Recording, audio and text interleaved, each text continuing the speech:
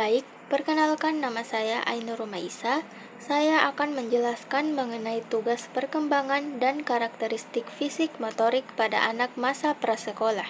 Pertama, belajar makan makanan padat dengan melatih kemampuan memegang sendok, mengunyah, dan menelan. Kedua, belajar berjalan yang dimulai dari merangkak, berdiri berpegangan, hingga berjalan mandiri.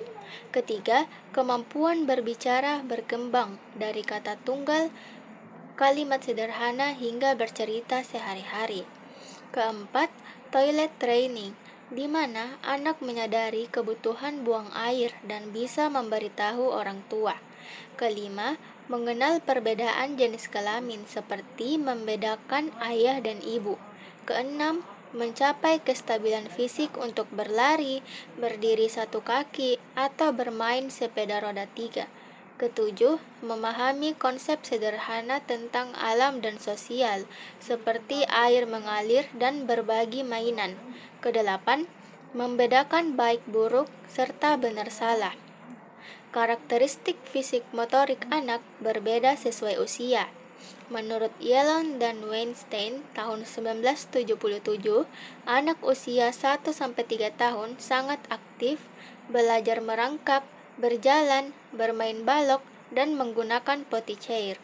Anak prasekolah 4-6 tahun aktif dengan bermain petak umpet atau berkebun, memiliki koordinasi mata tangan yang baik, serta bisa menggunting kertas atau membuat origami.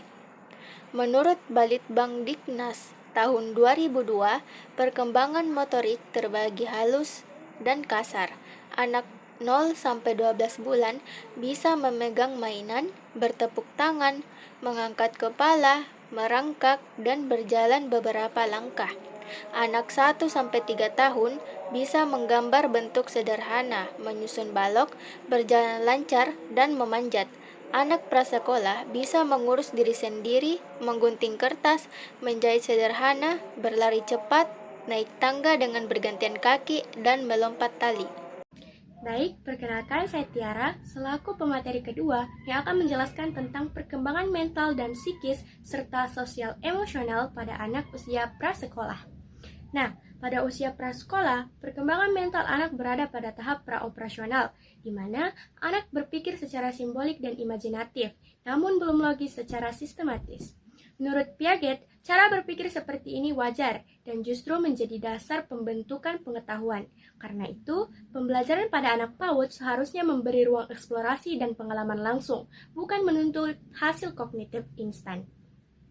Secara sosial emosional, Erikson menjelaskan bahwa anak usia ini berada pada tahap initiative versus growth, yaitu ketika anak ingin mencoba, berinisiatif, dan diakui. Dukungan guru sangat penting agar anak mampu mengelola emosi dan percaya diri dalam berinteraksi. Perkembangan anak terjadi melalui interaksi sosial, sehingga peran guru bukan sekadar mengajar, tetapi mendampingi proses tumbuh kembang anak secara utuh. Baik, perkenalkan saya Titin Helis. Jadi materi yang akan saya bawakan yaitu tentang perkembangan kognitif dan spiritual anak pada usia prasekolah. Berikut ini adalah karakteristik perkembangan anak usia prasekolah dilihat dari aspek kognitif dan spiritual. Yang pertama, perkembangan kognitif intelektual. Pada fase ini, anak berada dalam tahap praoperasional. Pikiran mereka mulai terorganisir, namun masih sangat bergantung pada perspektif fisik. Dimulai dari egosentrisme, di mana anak masih melihat dunia dari sudut pandang mereka sendiri. Kemudian yang kedua, perkembangan spiritual dan kesadaran beragama. Kesadaran beragama pada anak usia dini belum bersifat teologis atau abstrak, melainkan lebih ke arah peniruan dan emosional. Yang pertama, sifat imitatif, meniru. Anak belajar agama dengan melihat apa yang dilakukan oleh kedua orang tuanya. Jika orang tua berdoa atau beribadah, anak akan menirunya tanpa memahami esensi filosofisnya. Kemudian konsep Tuhan yang antropornifis. Anak membayangkan Tuhan seperti manusia yang sangat kuat, besar, atau berada di langit. Kemudian egosentrisme spiritual. Anak sering berdoa untuk hal-hal yang sangat pribadi dan konkret, seperti meminta mainan atau meminta kesembuhan untuk dirinya sendiri. Dan yang terakhir, ritual sebagai kebiasaan. Kegiatan keagamaan dianggap sebagai rutinitas yang menyenangkan, seperti memakai baju baru di hari Lebaran atau bernyanyi lagu keagamaan, daripada sebuah kewajiban moral. Ke materi keempat yang akan membawakan materi tentang kemampuan berbahasa linguistik pada anak di usia prasekolah dan pembelajaran seni pada anak di usia dini.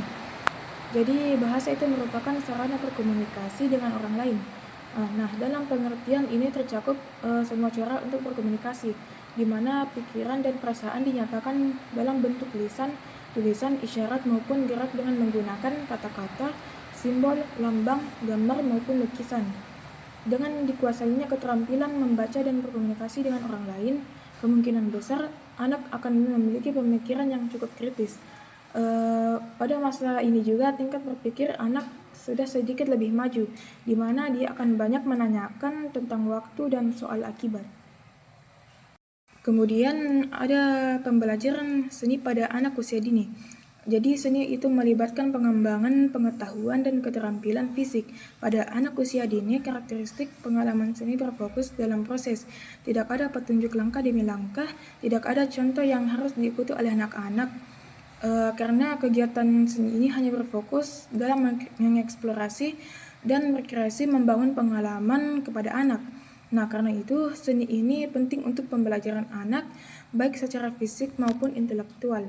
Kemudian kegiatan seni dalam pembelajaran anak usia dini, khususnya dalam hal ini bertujuan untuk melatih dan mengembangkan kreativitas anak. Sebagai contohnya itu, dalam kegiatan menggambar bebas, anak diberikan kesempatan dan kebebasan yang seluas-luasnya kepada mereka untuk mengaktualisasikan ide gagasan ke dalam sebuah gambar yang sesuai dengan imajinasinya. Seperti apa yang pernah mereka lihat, atau apa yang mereka ketahui dan apa yang ada di lingkungan sekitar mereka. Perkenalkan, nama saya Neil. Saya menjelaskan mengenai upaya perkembangan, permasalahan yang sering muncul, dan yang ketiga solusi yang ditawarkan. Yang pertama itu upaya perkembangan, stimulasi multi aspek, melakukan kegiatan yang merangsang kemampuan fisik anak, yaitu motorik, kognitif, cara berpikir, bahasa serta nilai moral dan agama secara terpadu. Yang kedua, permasalahan yang sering muncul yaitu hambatan motorik. Anak masih sering terasa kaku, koordinasi tubuh itu sulit, seperti melempar benda. Dan yang ketiga itu solusi yang ditawarkan.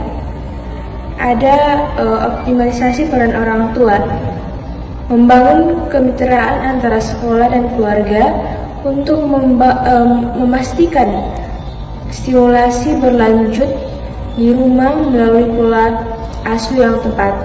Yang ketiga, metode pembelajaran yang kreatif, menggunakan teknik seperti metode bercerita atau bermain peran untuk mengembangkan keterampilan sosial dan kemampuan anak. Sekian dari saya, terima kasih.